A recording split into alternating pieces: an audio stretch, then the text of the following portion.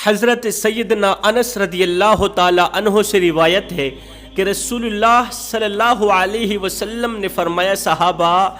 آج میں تمہیں ان جنتی عورتوں کے بارے میں نہ بتاؤں جنہیں دیکھ کر میرا اللہ مسکراتا ہے، ان جنتی عورتوں کے بارے میں نہ بتاؤں جنہیں دیکھ کر خود میرا رب مسکراتا ہے، وہ مسکراہٹ جو اس کی شان کے لائق ہے، وہ مسکراہٹ جو میرے اللہ کی شان کے مطابق ہے۔ صحابہ یہ وہ بابرکت عورتیں ہیں جن کی مغفرت کے لیے خود فرشتے دعائیں مانگتے ہیں، فرشتے ان کی مغفرت کے لیے دعائیں کرتے ہیں اور اللہ فرشتوں کی دعاؤں کو قبول کرتا ہے۔ صحابہ کرام نے عرض کی، یا رسول اللہ بتائیں نا وہ کون سی بابرکت عورتیں ہیں؟ میرے نبی نے فرمایا، صحابہ وہ عورتیں جو اپنے شوہروں کی فرما بردار ہیں، وہ عورت جو اپنے شوہر کے احکامات کی پیروی کرتی ہے، وہ عورت جو اپنے شوہر سے ٹوٹ کے محبت کرتی ہے، ٹوٹ کے پیار کرتی ہے۔ جب شوہر ناراض ہو جاتا ہے تو یہ اپنے شوہر کا ہاتھ اپنے دونوں ہاتھوں میں لے کر اسے بوسہ دے کر کہتی ہے، او میرے سرتاج میں اس وقت تک سوؤں گی نہیں جب تک تو مجھ پہ راضی نہیں ہوگا۔ اور جب بیوی سے کوئی غلطی ہو جاتی ہے، جب عورت سے کوئی غلطی ہو جاتی ہے، شوہر سخت ناراض ہو جاتا ہے تو بیوی شوہر کے قدموں پہ بیٹھ کے کہتی ہے، او میرے اوپر ہزاروں نعمتوں کی بارش برسانے والے، مجھ پہ لاکھوں کروڑوں احسانات کرنے والے، اس وقت تو میرا اللہ بھی مجھ پہ راضی نہیں ہوگا جب تک تو مجھ پہ راضی نہیں ہوگا، اس وقت تو میرا اللہ بھی مجھے معاف نہیں کرے گا جب تک تو مجھے معاف نہیں کرے گا۔ صحابہ جب شوہر صبح سویرے گھر سے باہر نکلتا ہے تو یہ اپنے شوہر کو ڈھیروں دعاؤں کے ساتھ، نیک تمناؤں کے ساتھ شوہر کو رخصت کرتی اور پورا دن شوہر اس کی روزی روٹی کے لیے بندوبست کرتا ہے، پورا دن کام کرتا ہے، کڑکتی دھوپ میں تتی ریت پہ خاک چھانتا رہتا ہے کہ مجھے کچھ ملے نہ ملے میری بیوی کو کھانے کا ٹکڑا مل جائے، مجھے کچھ ملے نہ ملے میرے بچوں کو روٹی کا ٹکڑا مل جائے۔ بیوی کی ہر ایک جائز خواہش پوری کرنے کے لیے، بیوی کی ہر ایک تمنا پوری کرنے کے لیے کڑکتی دھوپ میں تتی ریت پہ کندھے پہ بوریاں لاد لاد کے تھکا ہارا جب شام کو گھر کی دہلیز پر قدم رکھتا ہے تو آگے بیوی اس کا اس قدر استقبال کرتی ہے، اس قدر اسے ویلکم کرتی ہے، مسکراتے چہرے سے اسے ویلکم کرتی ہے کہ بیوی کے دیکھتے ہی دیکھتے اس کی ساری تھکاوٹ ختم ہو جاتی ہے، اس کی ساری تھکاوٹ دور ہو جاتی ہے۔ فرمایا جب نماز کا وقت آتا ہے، ادھر سے آذان ہو رہی ہوتی ہے، ادھر سے یہ عورت اپنے سارے کام کاج چھوڑ دیتی ہے، مصلی بچھا کے اللہ کے حضور کھڑی ہو جاتی ہے، پھر شوہر کی لمبی عمر کے لیے دعائیں مانگتی ہے، رزق وسیع کے لیے دعائیں مانگتی ہے، حلال رزق کے لیے دعائیں مانگتی ہے۔ جب اس کا شوہر روزی روٹی کے لیے باہر کی طرف محنت مزدوری کرنے جاتا ہے نا تو یہ اپنے شوہر کو کہتی ہے کہ میرے بچوں کے لیے لے کر آنا تو حلال کا لقمہ لے کر آنا، میرے لیے اور میرے بچوں کے لیے اور اپنے لیے حرام کا لقمہ مت لے کے آنا، لے کے آنا تو حلال کا لقمہ لے کے آنا۔ صحابہ یہ وہ عورتیں ہیں جنہیں دیکھ کے میرا اللہ مسکراتا ہے، یہ وہ عورتیں ہیں جو کلام کی، بات کی، اخلاق کی اس قدر اچھی ہیں، اس قدر اچھی ہیں کہ محلے میں رہنے والی تمام عورتیں ان کی لمبی عمر کے لیے دعائیں مانگتی ہیں۔ یہ وہ عورتیں ہیں جنہیں دیکھ کے میرا اللہ مسکراتا ہے۔ یہ عورتیں جب مریں گی، جو عورتیں تمہیں بتا رہا ہوں، ان عورتوں میں سے جب ایک عورت مرے گی اس کا خاتمہ ایمان پر ہوگا، کلمہ پڑھتی پڑھتی اس دنیا فانی سے رخصت ہوگی، اور جب یہ قبر میں جاتی ہے نا تو قبر اسے ویلکم کرتی ہے، قبر اسے خوش آمدید کہتی ہے تیرا آنا بہت بہت مبارک ہو، اے اسلام کی مقدس شہزادی تیرا آنا بہت بہت مبارک ہو۔ دنیا میں جتنی عورتیں میرے اوپر چلتی تھیں ان تمام عورتوں میں سے سب سے زیادہ مجھے اچھی تو ہی لگتی تھی، مجھے پیاری تو ہی لگتی تھی، تیرا آنا بہت بہت مبارک ہو، آج تو دیکھے گی کہ میں تیرے ساتھ کس قدر اچھا سلوک کرتی ہوں۔ اس کے بعد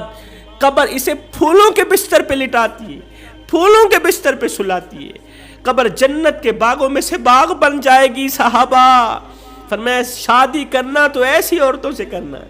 شادی کے لیے دلہن تلاش کرنا تو ایسی دلہن تلاش کرنا۔ ایک صحابی کہیں لمبے سفر کو جا رہے تھے، صحابی نے ضرورت کا سارا سامان راشن پانی بیوی کو مہیا کیا، ساتھ میں یہ کہا کہ جب تک میں واپس نہ آؤں تو نے گھر سے باہر نہیں نکلنا۔ اب اوپر والی منزل پر اس صحابی کی عورت رہا کرتی تھی، نیچے والی منزل پر اس عورت کے والدین رہا کرتے تھے۔ صحابی یہ کہہ کر روانہ ہو گیا، رخصت ہو گیا کہ جب تک میں واپس نہ آؤں تو نے گھر سے باہر نہیں نکلنا۔ نیچے والے کمرے پر والدین رہتے ہیں۔ اس عورت کا باپ بیمار ہو گیا، عورت نے میرے نبی کو پیغام بھیجا، یا رسول اللہ میرا باپ بیمار ہو گیا ہے اور میں باپ کے پاس جانا چاہتی ہوں، لیکن مجبوری یہ ہے کہ میرا شوہر روک کر گیا تھا، جب تک میں واپس نہ آؤں تو نے گھر کی دہلیز سے باہر قدم نہیں رکھنا۔ یا رسول اللہ میں باپ کے پاس جاؤں یا نہ جاؤں؟ میرے نبی نے فرمایا شوہر کی مانو، اسی میں تمہاری بھلائی ہے۔ وہ عورت بیمار باپ کے پاس نہ گئی، شوہر کے حکم کی پیروی کی، شوہر کے حکم کو سر آنکھوں پر رکھا۔ اس کے بعد کچھ دن بعد پتہ چلا کہ باپ فوت ہو گیا ہے۔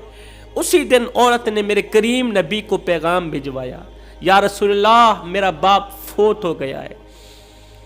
باپ کے جاتے جاتے اس کا چہرہ دیکھنا چاہتی ہوں، لیکن مجبوری یہ ہے کہ میرا شوہر روک کر گیا ہے،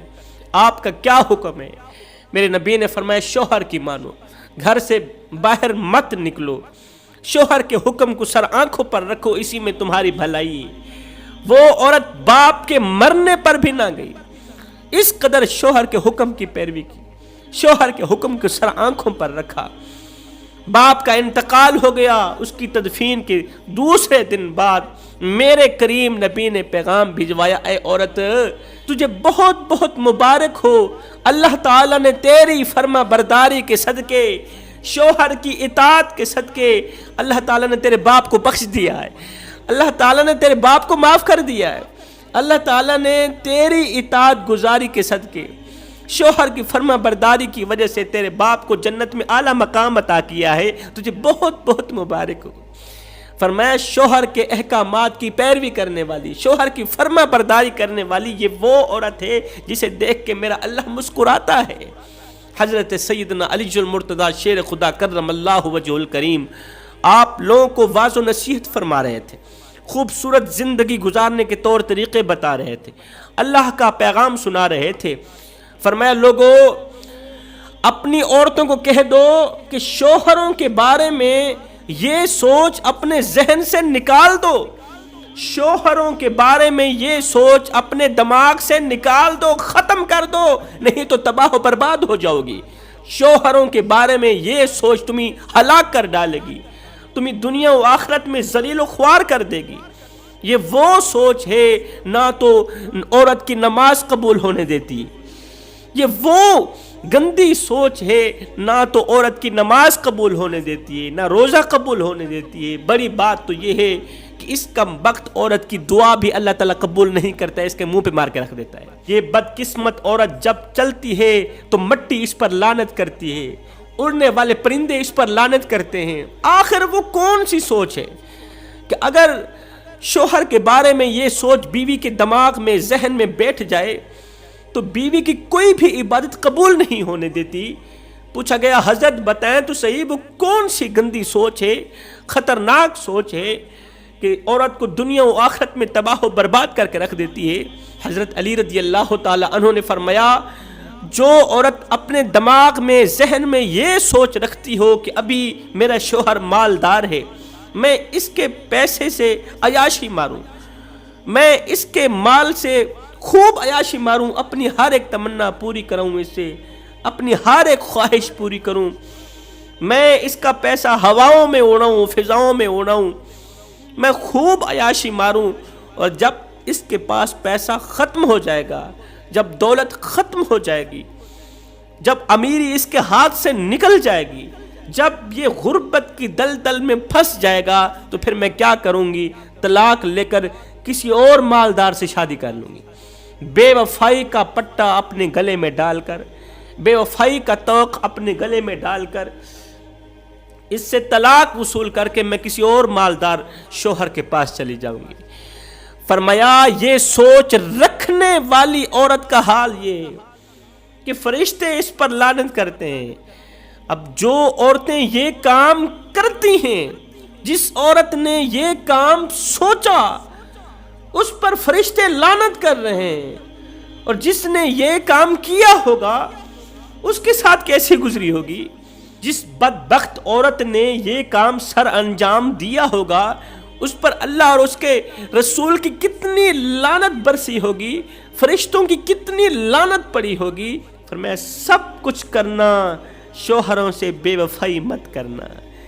شوہر کے احکامات کی پیروی کرنا، شوہر کی فرما برداری کرنا۔ میں دعا کرتا ہوں اللہ تعالی ہمیں اچھی نصیحتوں پر عمل کرنے کی توفیق عطا فرمائے، آمین ثم آمین، وما علینا الا البلاغ المبین۔